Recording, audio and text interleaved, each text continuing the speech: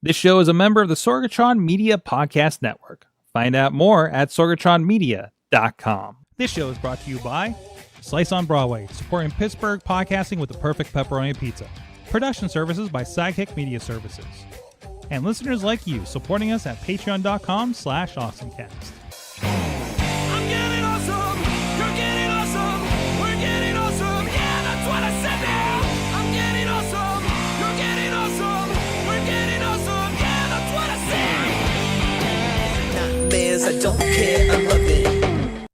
It's time to get geeky, get awesome. It is the AwesomeCast. I'm Mike Sorg at Sorgatron on the Twitter here back in the Sorgatron Media Studios in Pittsburgh, Pennsylvania.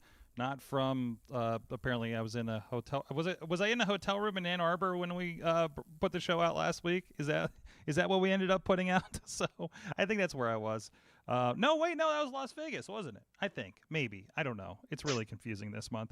But with us, still with their feet on the ground and in their home studios, first of all, he's in Studio C in the Big D of Dormont, PA. He is the gadget guru at Big Bank International Esquire. He is John Chichilla. How's it going? There he is. To be back. There I am. There he is. In 4Ks. All four of the Ks. We got more Ks in the studio. We'll tell you. We're not. I mean, I'm sure we're still broadcasting to Facebook at 720. We're broadcasting 1080, but you know, they do some crunchy things. So good to have you back here. I know it's been a couple weeks, Chilla. It has been a couple weeks too. Yes. Also back with us is the Dudders. Katie Dudas with us, our social media expert, joining us. Hi, friends. Hi. Glad to be back. She's the one I send all my damage control problems to. It's like, hey, is this as effed up as I think it is? So, good to have you back. I know it's been a couple weeks. Were you on last time I was here on Tuesday? No, you were not. You just had your surgery. That's right. So we haven't seen you on here for like a month, I think. I was on the Ann Arbor show, and then I was on That's right. last week's pre-recorded. Yeah, there you go. I talked about a very non-techie thing. Yes, if you missed it, it was they were fruit fly catchers for your plants, weren't they? That you found on Amazon. So little sticky flowers because I hate fruit flies. no, we had if you didn't check out last week, I talked a lot about some of the stuff that I got to see on my travels of Formula, including I got to see the new Tesla Model S Plaid, I believe is the right terminology there. They had a demo run of it, and I saw it kind of almost wipe out in dirt on the track, and some other fun stuff. I talked with the Boring Company. I got to hold a flamethrower.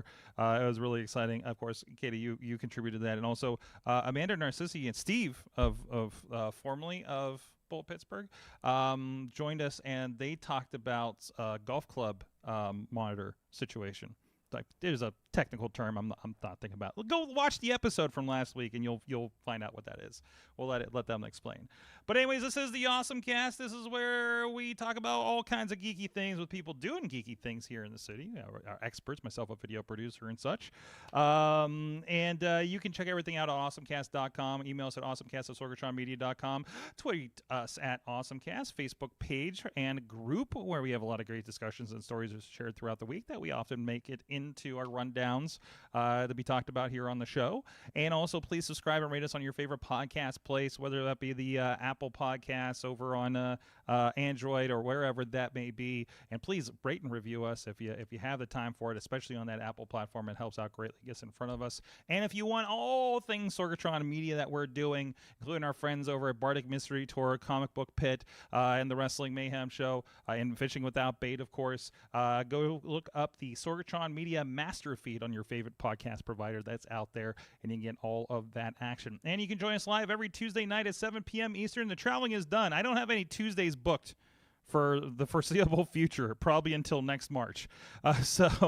At this point, so we are here live every Tuesday, 7 p.m. Eastern time. That's on the Facebook page. That's on the YouTube channel for an AwesomeCast, and it's on the Sorgatron Media Twitch page. However you like to check out your live content, sling it to your TV, however it is, or watch in your sweaty situation like Dave Potter. Dave Potter has given me a lot of visuals about how he's trying to beat the heat at home.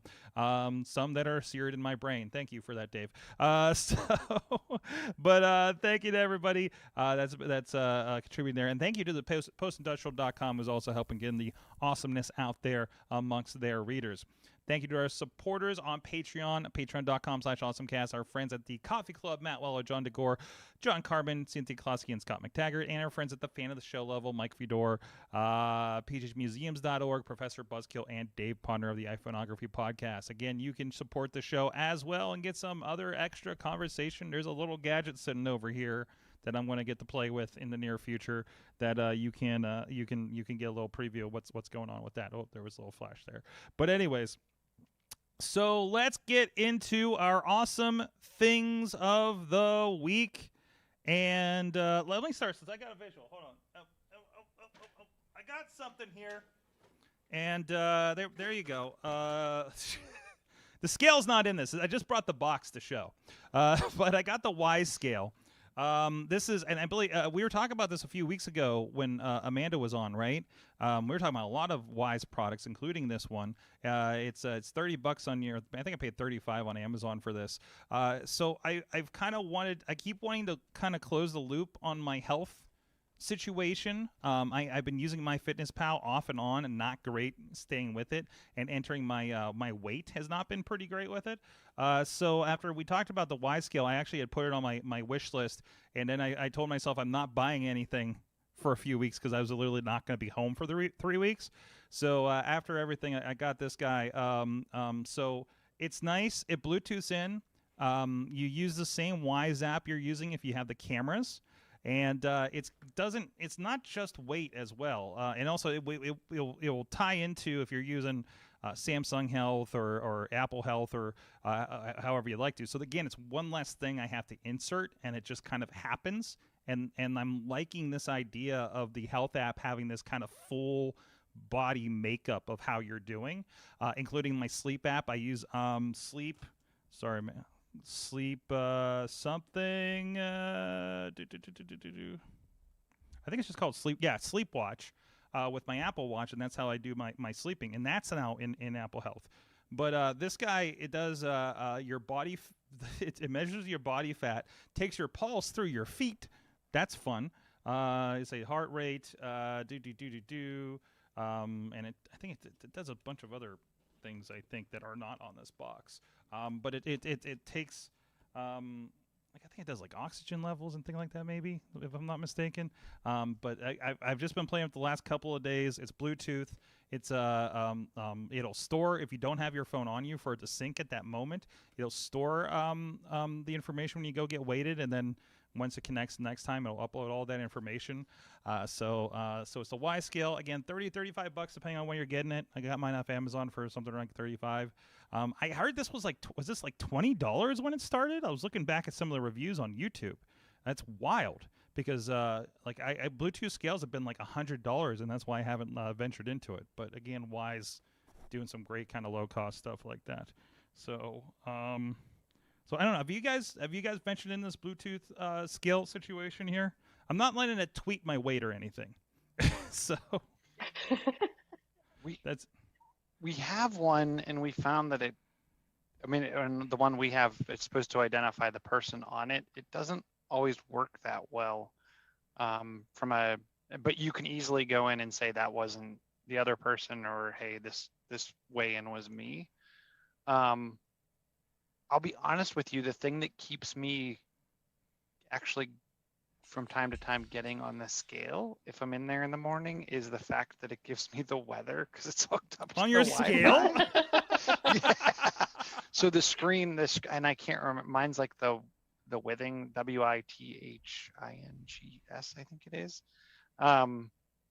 That's what keeps me climbing on, is like, hey, I can see what the weather's going to be like today, and like for the rest of today and tomorrow. So I find also as much value in that as figuring out my weight, what my weight is. I keep forgetting. So it's part of your routine then. I keep forgetting to ask my my Google Home, good morning, so it tells me the weather and goes through that routine. I don't know why I broke that task idea, but I don't know. Katie, what about you? Have you ventured into the Bluetooth weight situation? I was gifted the Fitbit Scale. Haven't tried it because life. Right. I don't know what my weight is since I've between all the side effects of all the chemo and all the surgeries and whatnot. I have no idea what my weight's gonna settle in at. So I was like, let me just figure out what my body's doing first. But I do want to try it because it seems really interesting. But so, I haven't really given it a shot yet. This it? Is it the Fitbit Area Air scale? I think it's the model before it. Oh, okay. And it looks very similar. I mean, it's just this black design. It's just a piece of glass. It's very iPhone-y, I guess. So I think it's worthwhile. This is the current model, the Area Air. It's a $50 model, so a little more expensive, but also I'm sure Fitbit's kind of more of a bigger brand name and everything, right? Hey, Katie, just a heads up. Yeah, I'm getting some audio pops on you. I don't know if it's a leaving come back situation for you. So we usually don't get that with your AirPods over there. So just a heads up on that. Maybe we'll find out if Chilla's doing the same thing. So in the meantime, Chilla, Katie's rebooting over there. What is your awesome thing of the week? So Microsoft announced late last week Windows 11. Yes. They said it sounded like it was going to be out in July. Mm-hmm. And lo and behold, yesterday, if you're signed up for the Insiders program and your updates are set for dev, it rolled out yesterday. So I was one of the people pounding my fist because the requirements run high for our friend, our soon-to-be friend Windows 11, or maybe some of us not to be our friend. My Surface Pro did not meet the minimum specs. Oh no. But interestingly enough, Microsoft has, at least for the beta period, they are not enforcing the minimum requirement, as they are trying to gauge how far they can go back So I have a Surface Pro 5, and I'm trying to quickly Google when that came out. I think it was 2017. Ish. And the issue is it's an Intel 7th gen chip, and they set the minimum spec at a Intel 8th generation chipset. So I am one chipset behind, unfortunately. But I will say it actually runs extremely well. I do not use my Surface for any type of gaming, short of, the basics. I can play Minecraft on it and things of that nature. Mm-hmm. But I did have no problem loading it, nor did I have any problem with running things like Office. So yeah, it came out that device came out in 2017. So it is, and to me, that's not that old when you think of like how long you can get out of a Mac, or how long you can get out of an iPad or most devices that are in the $1,000 plus category. So and then, right off the bat, I don't think we have a machine that can run this in the studio, because the other interesting thing is because the TPM chip requirement. Yeah. Most desktops don't come with a TPM chip, so and you have to buy an extra. I'm hearing something weird on this, where that whole TPM situation, TPM 2.0, I guess it's akin to the secure enclave that stores your fingerprint and stuff on a MacBook, let's say, or an iPhone. Mm-hmm. So this is their version of that, more or less, from what I understand. It's kind of an Intel thing, I think. And I thought I read, but then I heard discussions that were to the contrary, saying this is a requirement for manufacturers, not for your upgrades, for fresh installs. But their checker was checking for it. And said that if you originally, and there's been so much stress, pain, grief, and agony with their checker that I heard it was taken offline today. Right. It sounds like it was misreporting a lot of things, including the TPM situation. So, and then it's somebody wrote something on, and theirs wasn't telling you why you failed. It was just saying this one isn't eligible. Someone put out on GitHub a better tool that I saw that was, it would go through line by line and tell you where you passed, where you failed.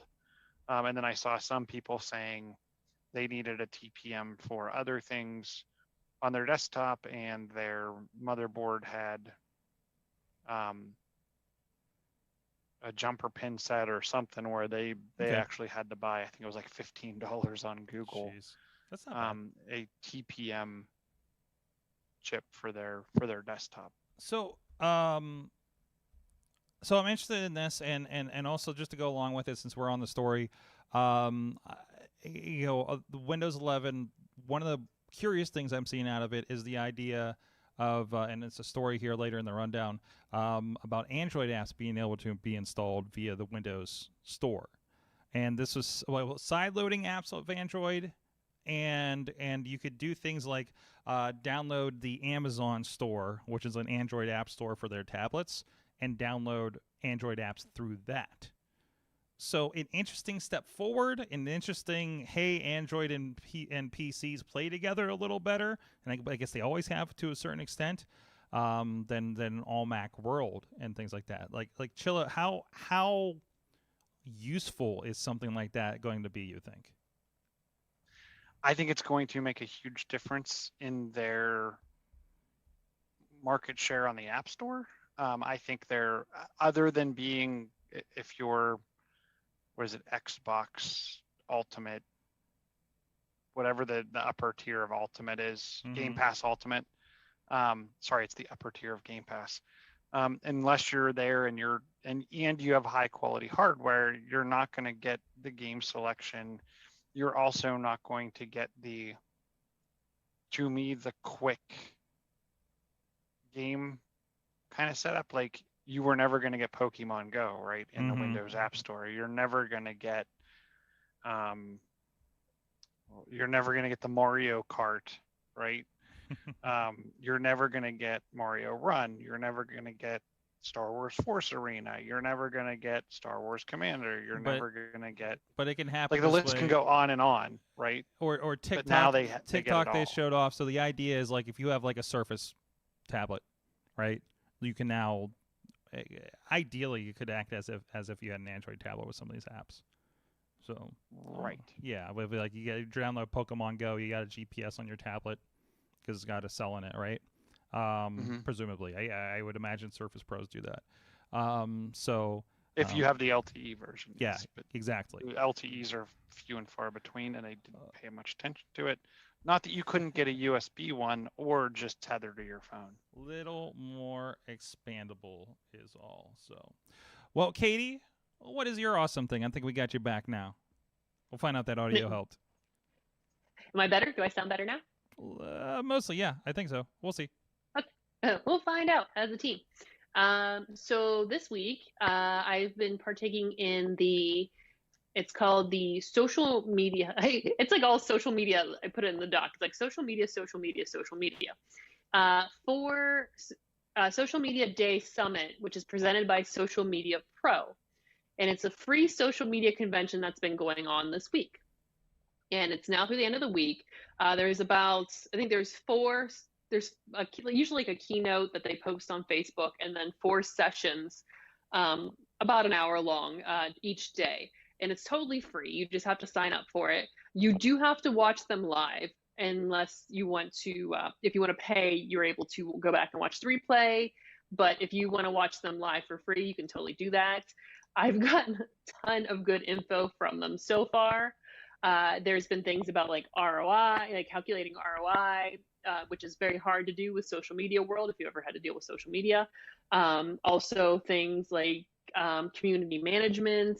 Later this week, there's navigating the world of influencer marketing, Facebook Ads 101, just even like you're telling your personal story, Clubhouse conversions, be who you are. There's one on July 2nd called Dark Social, which is, the things that you have a little bit harder time tracking, like behind the scenes, like messages, shares, and that kind of stuff, Google Ads. So it's a lot of really, really good information that, like I said, is for free. And you just have to sign up at Social Media Pro for it. I imagine will get on some sort of mailing list or something along with that. So yeah, I joined. I joined I think it's been about 2 years ago that I joined their Facebook group. Is how I found out they're the oldest. Would be like the longest running social media manager group on Facebook. Mm-hmm. And I originally joined them because there's a lot of conversations with people who have certain small businesses, like, how do I market X? And you can go in there and if you're starting out as maybe a florist, if you look up florist, you might find some conversations around that, like what's worked best for you. Or, this is a lot of times how I find out if there's an issue with Facebook that isn't just me, or Instagram. And so I joined the group originally, and I'd watched this last year, some of these last year, which was hard to watch them live. Or maybe it was the year before. I don't know. 2020 doesn't count as a year. Nope. In my head. So this was the first time that I've actually sat down and really watched all these courses, and I've really enjoyed them. I've taken a lot of notes. I have my notebook out and everything. I get all sorts of stuff. That's awesome. So that's not in front of me right now. Was that it? socialmediadaysummit.com. Correct.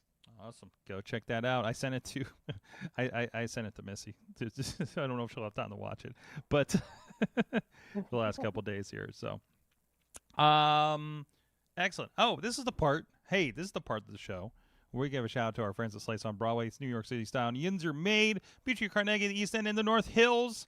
Go check them out. And of course, if you're not in the Pittsburgh area, please support your local pizza place, and not those big chains. We won't name them, but definitely support good support local pizza as well. So thank you to them. And we have it in here. We do have. I think we are going to have a little bit of a pizza party for the next show this evening. So it's coming back. It's so good to have people coming back into the studio. I forgot how to do it, and I have to set up so many more cameras than I'm used to for the last year and a half. So, but we're getting used to it, and we're getting back at it. Hey, before we go on a little further, I wanna first give a shout out This is a very geeky thing that I had to share on this show.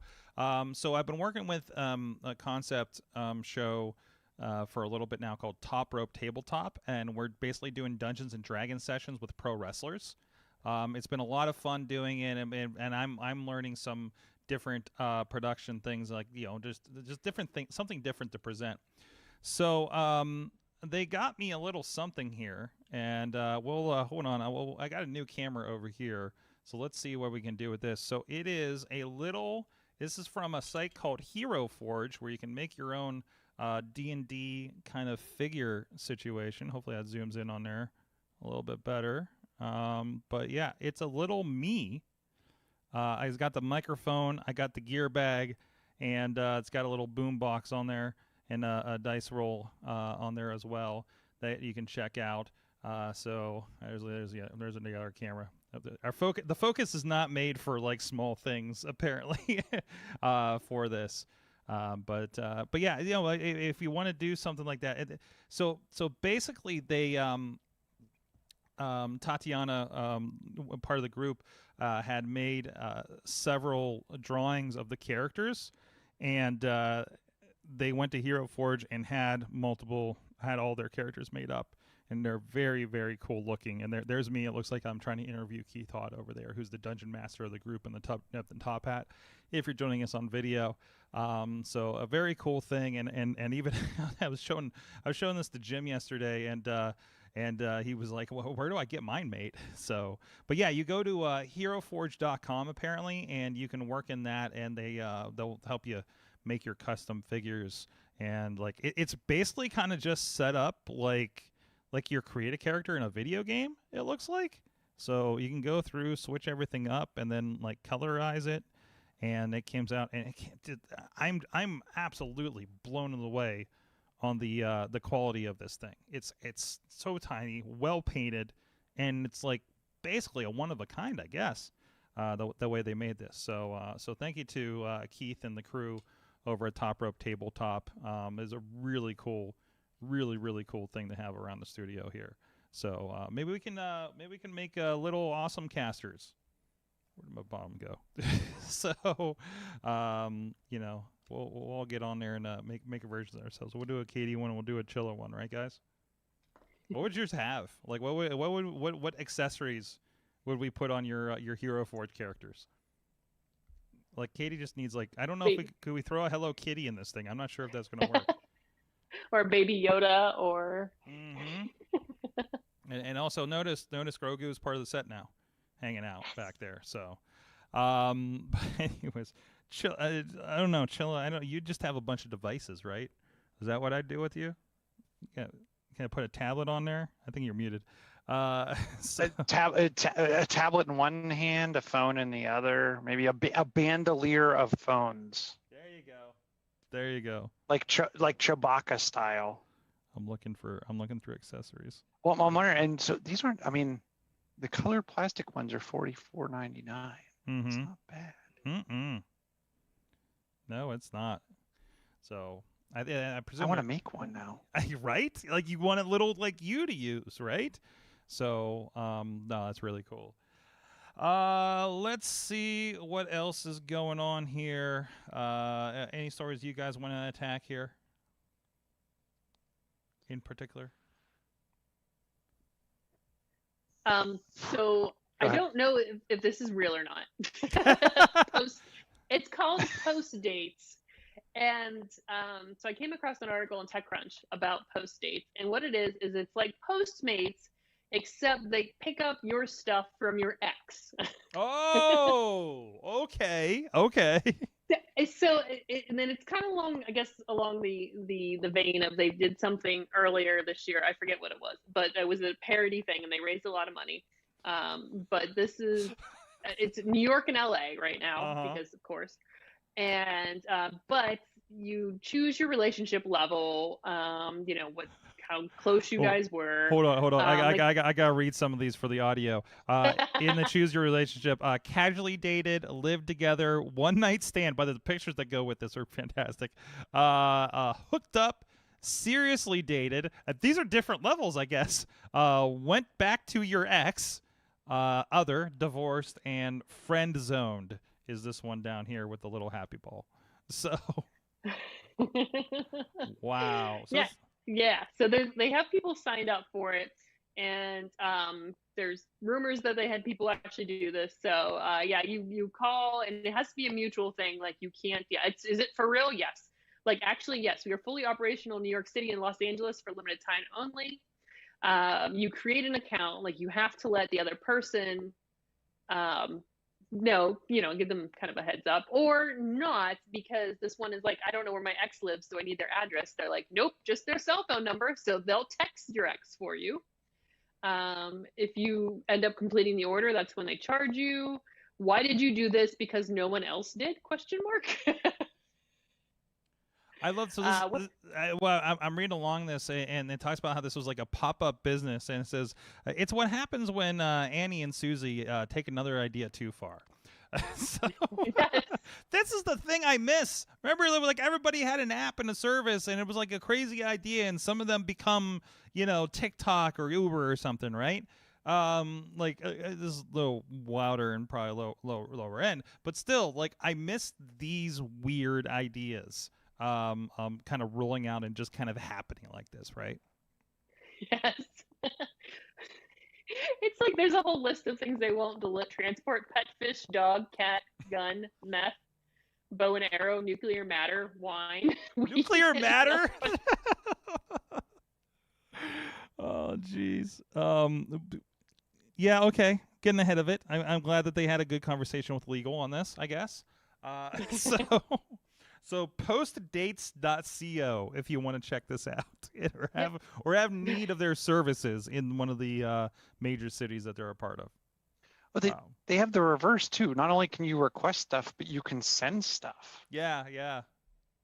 So like if you want to give stuff back and don't want to have to deal with the hassle of seeing that other person.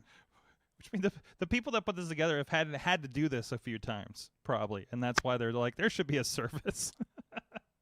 So, hey, that could be really handy for some people out there, right? So that's awesome. Oh no, I opened something else. Chilla, what do you want to talk about here? I see you got a couple selections. So go into and this is more of a public service announcement. Have you ever wished someone would wipe out all your data? Me neither. So I started reading about this, and I think may have been the middle of last week. People going to the internets and claiming that their Western Digital NAS drives, they woke up and they were all blank. And these are the MyBook Live devices that Western Digital put out. They discontinued support for the devices back in 2015. Obviously, they're still heavily used. If you had terabytes of data that you could reach from anywhere, I'm guessing you would use them too. People were claiming that, somehow their devices were factory reset. Was it an issue at Western Digital? Was it something wrong with the software? No, it was a zero-day exploit. Western Digital has come forth and determined that the devices are being compromised by some kind of malware. I don't think it's necessarily malware. It sounds more of some kind of remote attack. But anywho, Western Digital is not offering to update the firmware since it has not been updated since 2015. Their recommendation is just disconnect the device from the internet and you'll be fine. So kind of making the device not as useful as it once was. I'll be interested to see, will someone come up with some other cool use for these devices or an alternate firmware, but just a little caution and word to the wise: if you have one of these Western Digital devices, do unplug it from the internet and always keep extra backups. Yep. This isn't the first. This is a widespread NAS problem, which is network attached storage. Is that what that stands for? Right. Okay. Yep. And this is something. So basically, people were basically using these and creating their own Dropbox drive that sits in their home, that they could access from anywhere. Right. Like that's the idea of these MyBook Lives. Correct. And I know somebody else who actually I believe works in IT for similar company to yours, actually, Chill, I think.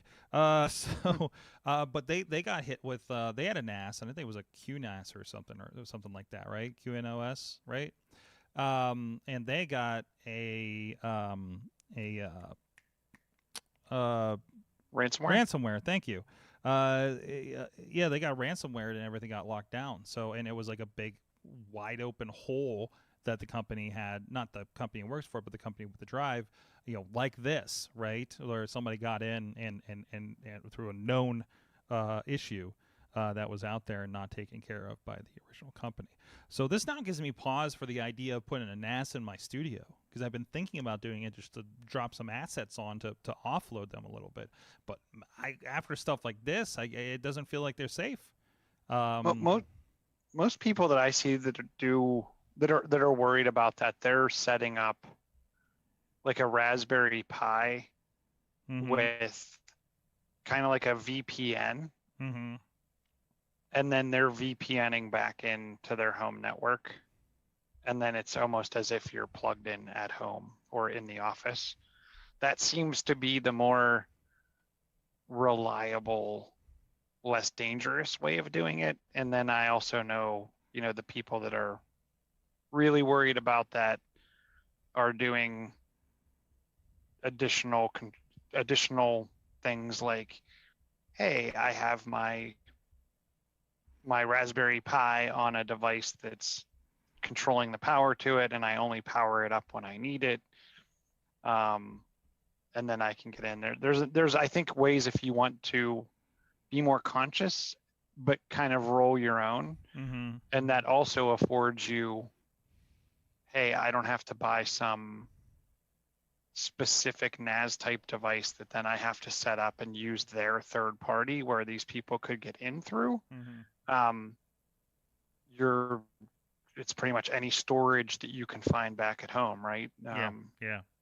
Baling wire, duct tape it together, and have a bunch of. Oh, you've seen my setup of hard drives. No. But Chilla, I know people that have just taken old.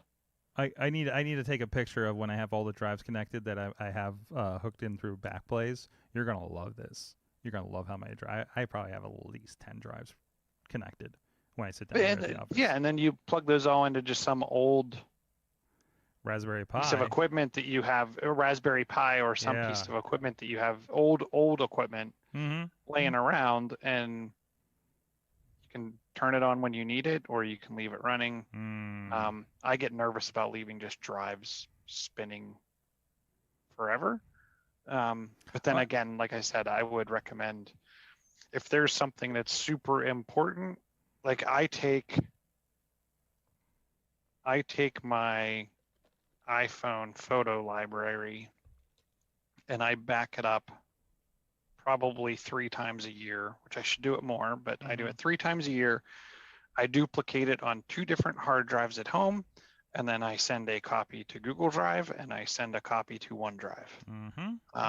So if a drive crashes, if my house burns down, if Google decides they're going to take away my storage, whatever, I have extra copies in the house and extra copies outside the house. And me, I lean on Backblaze like a mofo. I think I'm at 14 terabytes up there. That's a lot of terabytes. So that's a lot of videos over the years.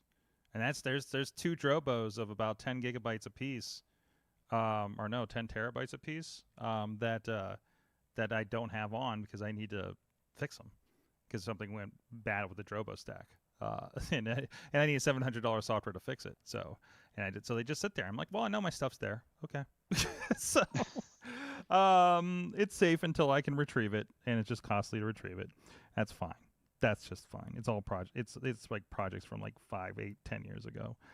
Anyways, still be nice to have just in case. Katie, you're my TikTok expert. I don't know how much you've been playing with this stuff because I'm trying to wrap my head around this new story in here about TikTok. I think you'll see it on just under the gaming in the stack.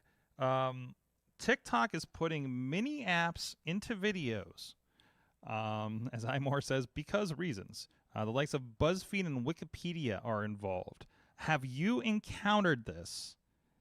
And they're called jumps. The viewers can put mini apps from within their content. People will be able to tap to see information about recipes, take quizzes, and more.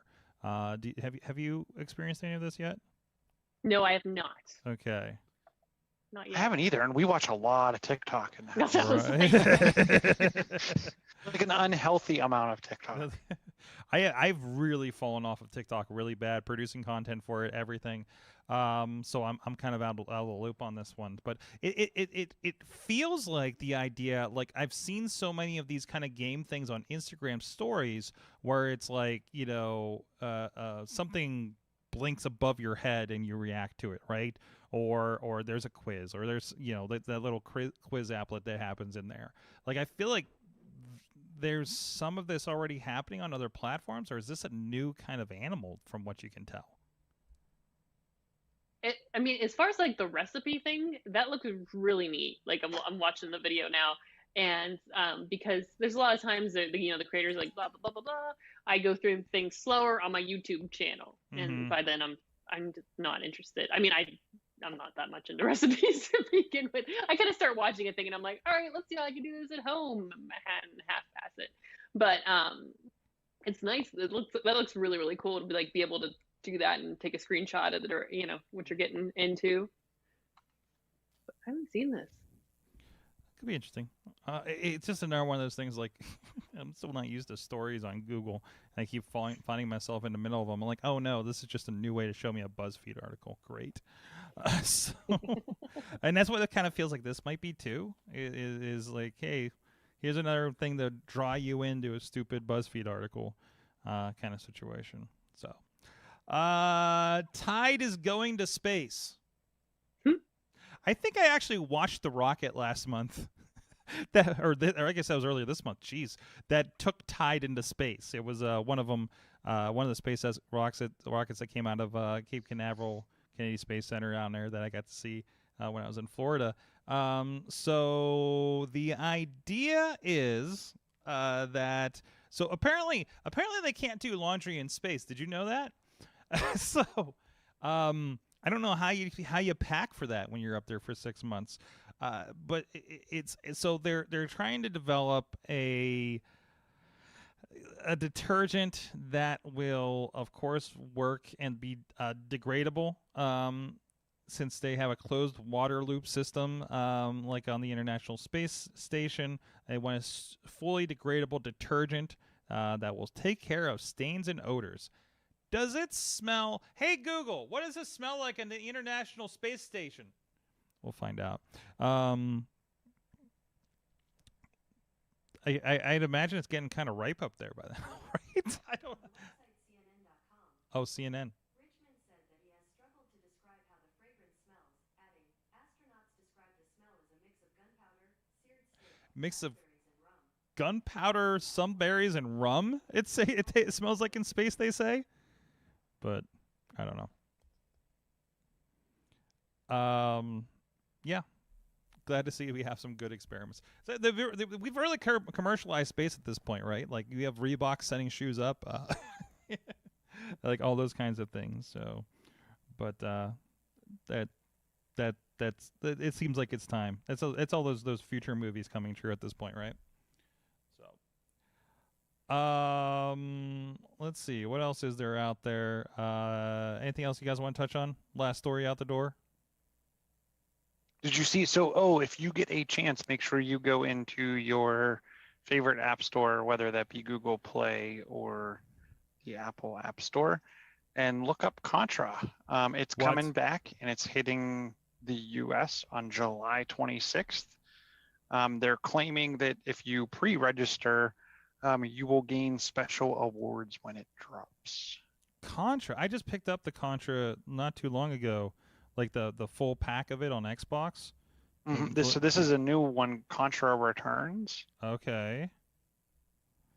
There's in the notes. There's kind of a video from Konami and was it some other group. I'm sure that it's going to be free to play. I'm sure there will be, like, you can customize your character. They brought characters back from various Contras.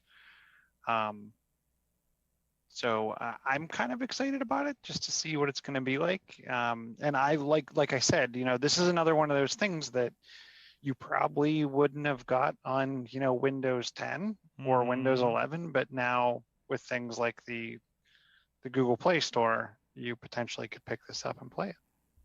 Well, there you go. Yeah, I'm not seeing it with a quick search for Contra on the App Store itself. Though this trailer is so not Contra. There's like actually like actors and stuff in this, I think. Or is that CG? If you scroll up a little bit on that page and go to the iOS link, it will definitely let you pre-order. Okay. Nope, down. Right. Yep, right above the video, it says you can currently pre-order. There it is. I'm on a Windows computer, so that's not going to work at the moment. But okay. Well, it's Contra, and it's going to be. Hopefully, you guys better have some controller support for something like this. So they are teasing the economy code at the beginning. So no, that's great. And also, I think it's like something like $10 if you want like the Contra anthology on Xbox and PlayStation. And it's everything from like the NES versions through the arcades, and even like the Game Boy version that I had is on there. So it's weird playing like the green and white, muddy version on your HD TV, but it's there. It's there. I put a lot of time in on that game. It was like the only Contra I could beat without a Game Genie, I think. No, I probably still needed a Game Genie for that one. But anyways, so no, that's cool. Contra, is it Contra Returns? Yes. Let me try that in the search. But that's a good one. I got a hot tip for the end here. Ooh, I found it. You got to type Contra Returns. Contra just comes up with a bunch of stuff.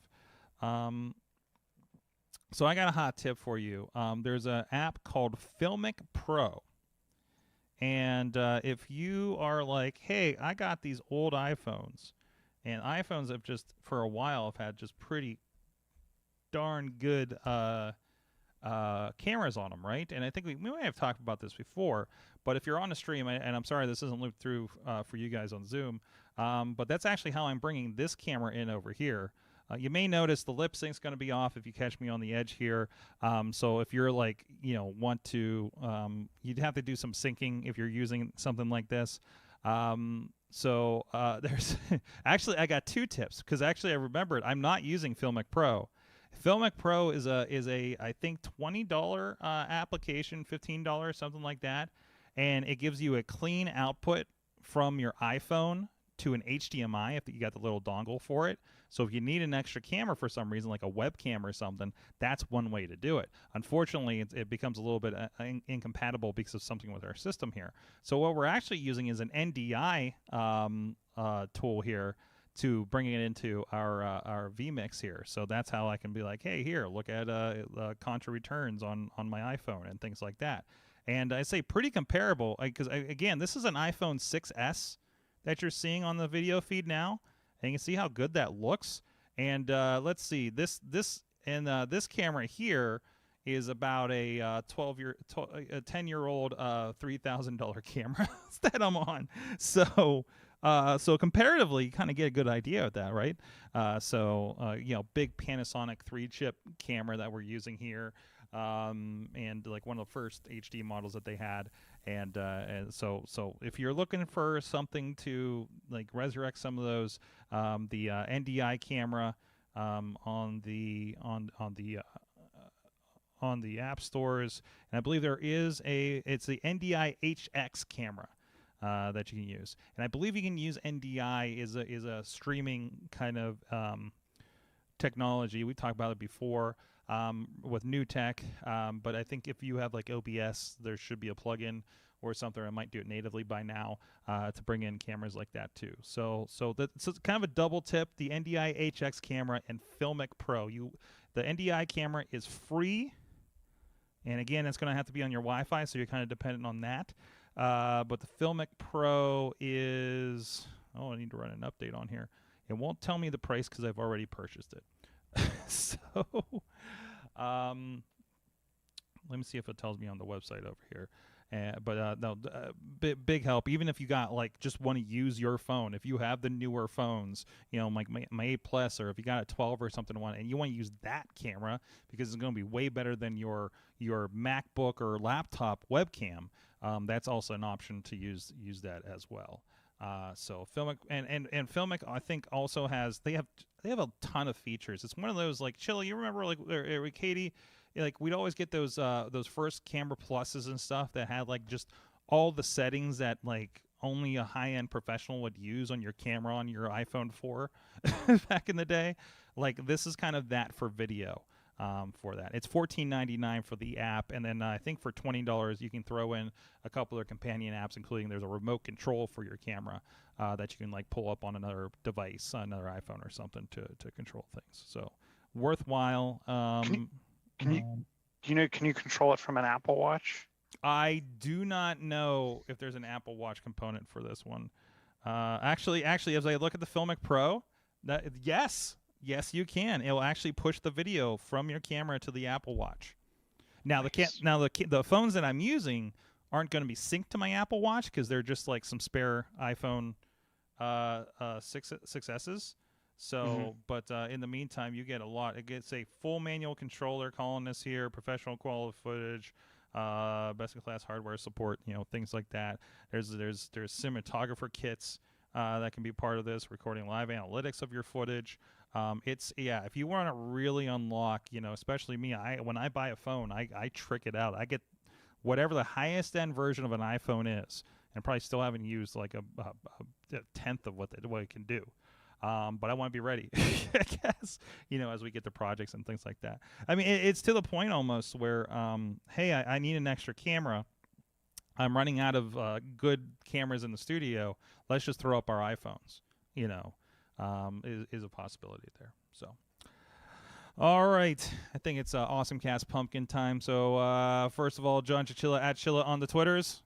John Chill on the Facebooks. Coming And at I'm you. over playing with my Hero Forge. Oh yeah, he's creating his Hero Forge. I can't. If you have like one together, can you throw a screen cap over on the AwesomeCast Facebook group? I don't. I'm just playing around with all the different settings. Okay. You can adjust your booty and how big it is. Your booty. Your booty. Your booty. When you go into the measurements thing, there is a booty setting, and it makes your butt grow. Oh no! And I know somebody's going to be playing that later. Is Katie Dutters?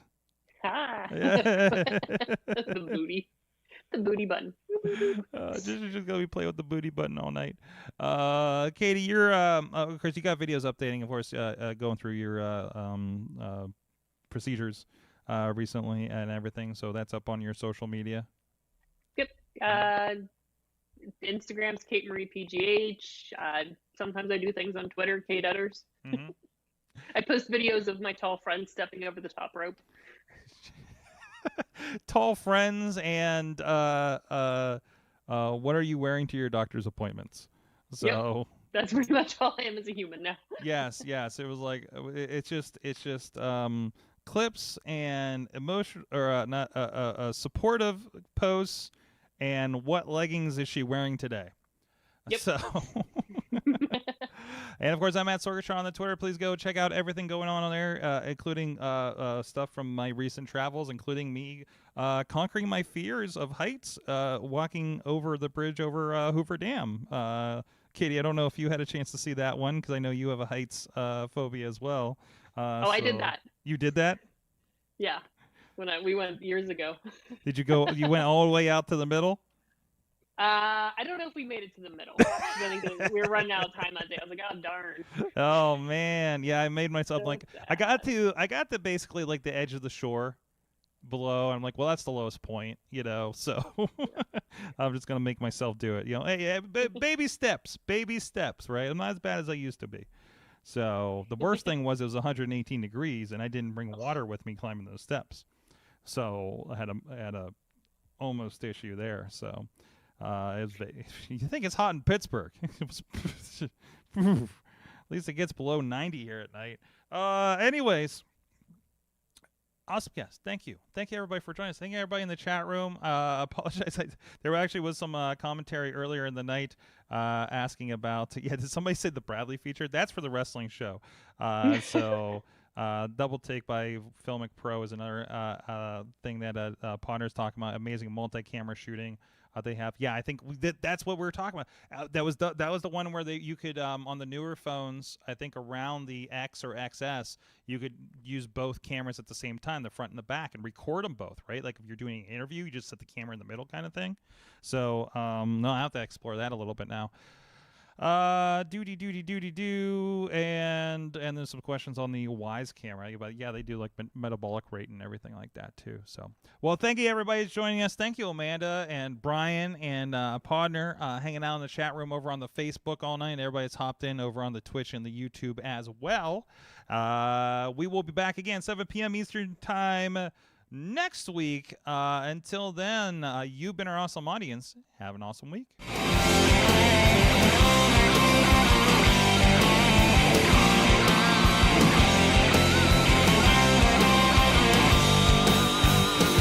This show is a member of the Sorgatron Media Podcast Network. Find out more at sorgatronmedia.com.